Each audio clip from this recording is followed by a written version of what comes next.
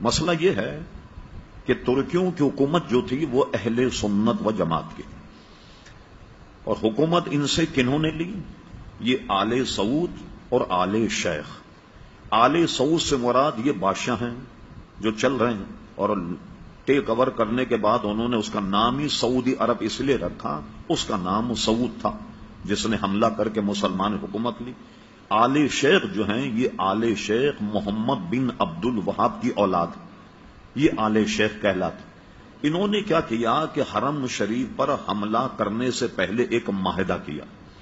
معاہدہ یہ ہوا کہ ہم مل کر کے کعبے پر اور مدینہ شریف پر حملہ کریں، جب ہماری حکومت بن جائے تو یہ ہمارا معاہدہ ہے کہ آل سعود تو ان کے ہاتھ بادشاہت ہوگی، حاکم یہ ہوں گے، اور آل شیخ جو ہیں ساری مذہبی معاملات کو یہ ڈیل کریں گے، ان کی قضات ہوگی، ان کے قاضی ہوں گے، امام ان کے ہوں گے، مدرسے ان کے ہوں گے، محدث ان کے ہوں گے، مفتی ان کے ہوں گے۔ یہ دونوں میں یہ معاہدہ ہوا، اور اس معاہدہ ہونے کے بعد انہوں نے مدینہ منورہ پر چڑھائی کی، مکہ مکرمہ پر چڑھائی کی۔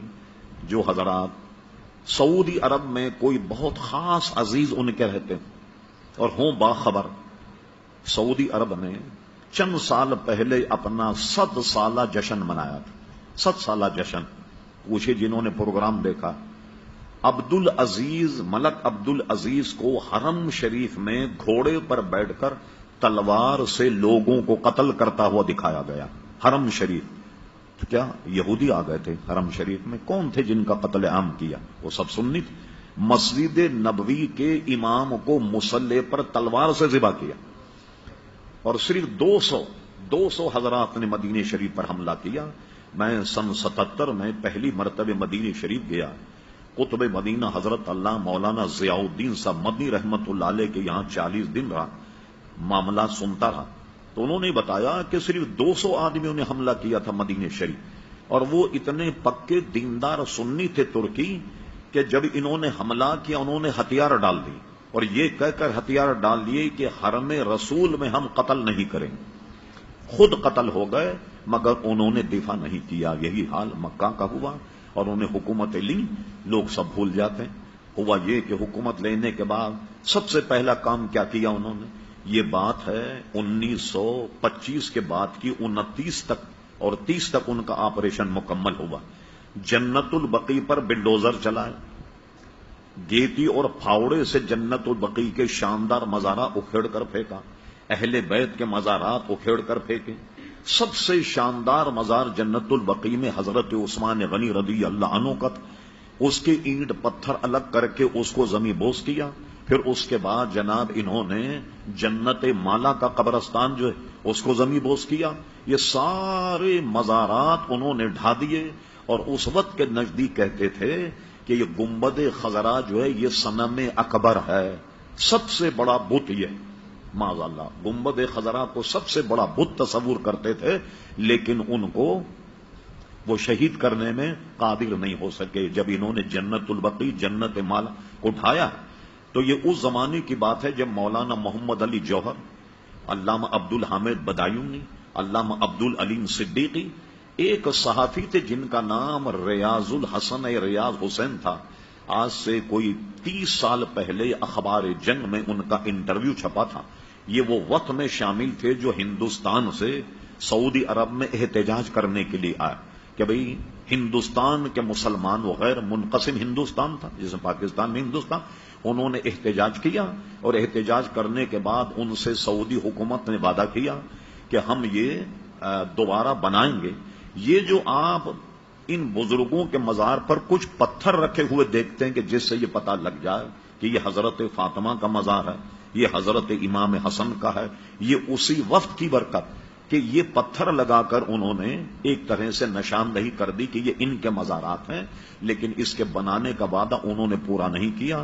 حضرت خدیجۃ الکبریٰ کا روضہ جنت مالا بہت شاندار بنا ہوا تھا۔ کسی صاحب کے پاس وقت ہو اس فقیر کے پاس آئیں، وہ تمام آپ کو میں فوٹو دکھاؤں گا کہ جو اس کے ڈھانے سے پہلے جنت البقیع جنت مالا۔ اب بتائیے ایسے حضرات جنہوں نے ہزاروں مسلمانوں کو تحقیق کیا، کعبے پر قبضہ کیا، مدینہ شریف پر قبضہ کیا، اب ہم لوگ کہتے ہیں سب بھول گئے، آپ ان کے پیچھے نماز کیوں نہیں پڑھتے؟ تو اس لیے ہم ان کے پیچھے نماز نہیں پڑھتے کہ وہ عقیدتاً ہم اہل سنت و جماعت کو مشرک سمجھتے ہیں۔